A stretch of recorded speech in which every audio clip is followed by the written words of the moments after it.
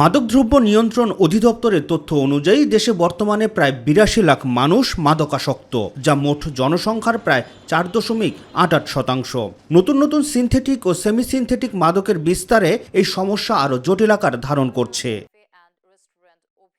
মাদকের ভয়াবহ ছোবল থেকে দেশকে রক্ষা করতে সরকার বিদ্যমান আইনি কাঠামো শক্তিশালী ও যুগোপযোগী করার উদ্যোগ নিয়েছে বলে জানিয়েছেন স্বরাষ্ট্রমন্ত্রী সালাউদ্দিন আহমেদ। মাদকদ্রব্য নিয়ন্ত্রণ আইন সংশোধন হবে, আপডেট করা হবে। কয়েকদিন আগে আপনারা দেখছেন জুয়ার উপর একটা মডার্ন আইন উত্থাপন করেছে, সেটাও আগামীতে ইনশাআল্লাহ পাস হবে কয়েকদিনের মধ্যে।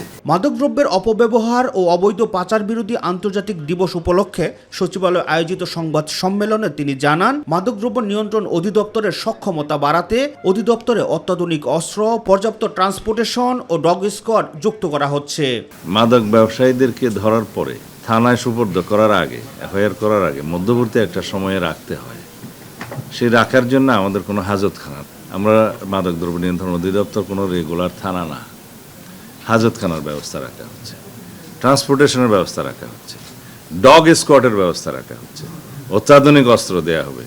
সংবাদ সম্মেলনে মাদক সংক্রান্ত অপরাধের দ্রুত বিচারের জন্য আলাদা বিশেষ ট্রাইব্যুনাল ও এখতিয়ার সম্পন্ন আদালত গঠনের প্রস্তাবের কথাও জানান স্বরাষ্ট্রমন্ত্রী।